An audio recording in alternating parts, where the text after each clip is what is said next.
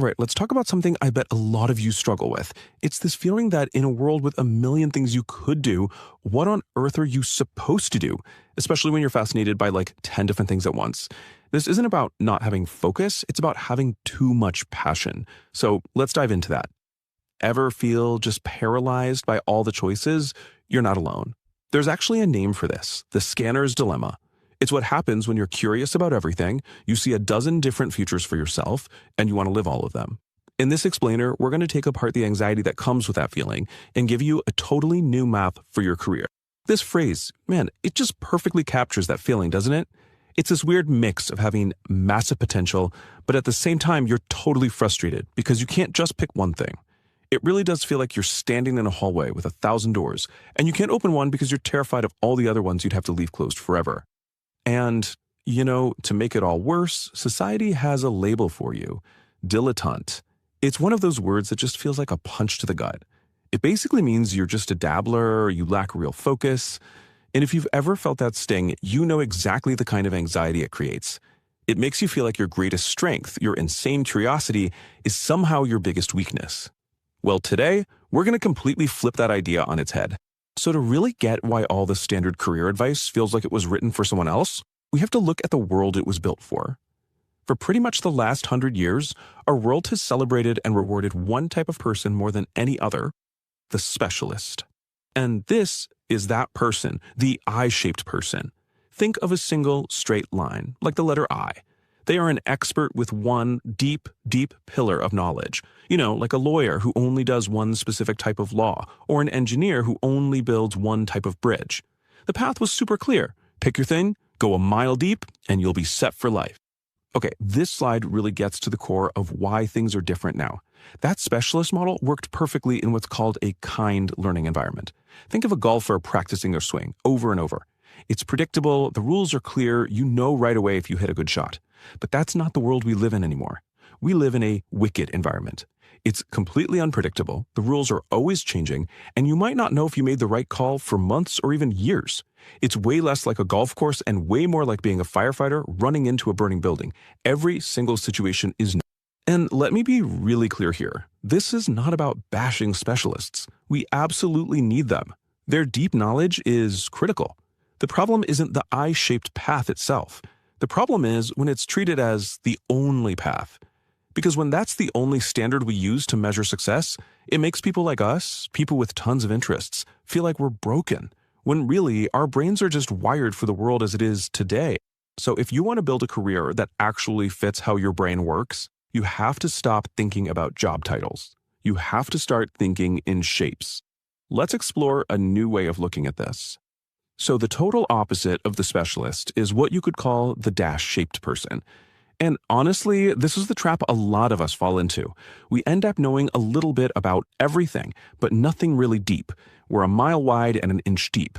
And that lack of depth, it creates a ton of anxiety because it feels like you've got no solid ground to stand on. But there is another shape.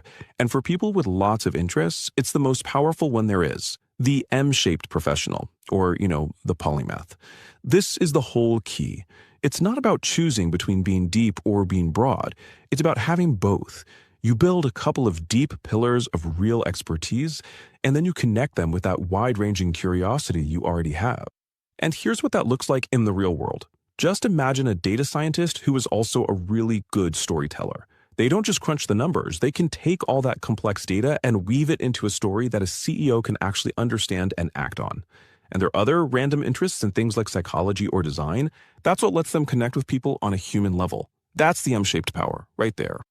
So how does a polymath actually do this? What's the secret mental tool that lets them connect all these dots that seem totally unrelated? Well, it's a concept called far transfer. Okay, so a specialist usually uses something called near transfer. They learn a skill and they apply it to a very, very similar problem. Makes sense. But a polymath, their superpower is far transfer. They see the underlying pattern or structure in one area and they apply it to a completely different one. It's like a biologist using their understanding of evolution to design a better marketing campaign. That's far transfer. It is literally the ability to see the connections that nobody else does. So here's the big takeaway. All those random interests and hobbies you picked up over the years, they're not a liability. They're not a distraction. They are your personal library of metaphors that you will pull from to have these incredible breakthrough ideas. Your curiosity isn't the problem. It is your single greatest asset. Okay, so this all sounds amazing in theory, right? But how do you actually go out and build an M-shaped life? It takes a totally different game plan than what we're normally taught. So let's break down the practical step-by-step moves. There are three main strategies we're going to talk about. Number one, you've got to adopt a mindset of serial mastery. Two, find yourself what's called a stable platform job. And three, you absolutely have to build an external system to keep all your ideas. Let's dig into each one. First up, serial mastery. Now, you can't build all your M pillars at the same time. That's a recipe for disaster that just leads right back to that shallow dash shape. You have to pick one pillar and really commit to it for a season. Maybe that's 6 months, maybe it's 18. Go deep. Get to the point where you feel like you've mastered the core 80%. And then when you feel that curiosity start to wane a little, you make a conscious choice to move on. This isn't quitting because it got hard, it's strategic quitting. Think of it like a graduation, where you deliberately choose what your next season of focus is going to be. Second strategy. You need to completely reframe how you think about your day job. For a polymath, it can be an incredibly smart move to have a good enough job that gives you stability, but, and this is key, doesn't drain all of your mental and creative energy. Einstein famously did this. He worked as a patent clerk. It was a stable job that paid the bills and left his mind free to wander the cosmos. Your job doesn't have to be your one true, all-consuming passion. It can be a strategic asset that funds your life and your other pillars. And finally, you need an external system. A scanner's brain is like a high-output idea factory. It never stops. But your actual working memory, it's like a tiny little workbench. If you don't move your finished ideas off the bench, you'll have no room for new ones to come in. Trying to hold everything in your head is just a guaranteed path to feeling totally overwhelmed. You need an external brain. And the key here is just having some kind of system to capture your ideas as they come. It could be a fancy digital tool like Notion or Obsidian, or it could be a simple paper notebook. When you get obsessed with a new topic, just take some notes, put them in your system, and then you can let it go without feeling guilty. Because years from now, you might stumble on those notes and realize they're the exact key to a problem you're trying to solve today. That's where the magic really happens. So, let's pull all this together. It's really about trading in that old, broken map that made you feel like you were lost, and swapping it for a new one that actually shows you the territory of who you really are. I want you to really let this sink in. You are not a dabbler. You're not someone who lacks grit.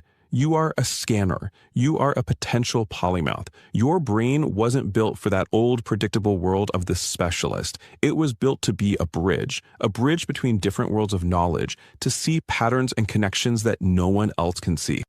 And look, this is so much more than just some interesting idea. Having this new map for your mind, it brings this incredible sense of calm. All that self-blame and anxiety starts to just fade away. And what replaces it is this quiet confidence, because you finally have a framework that celebrates your curiosity instead of making you feel bad for it. You were never meant to master just one thing. You were meant to be the person who understands how everything connects. So the only real question left is the one you see right now. What's the first pillar you're going to build?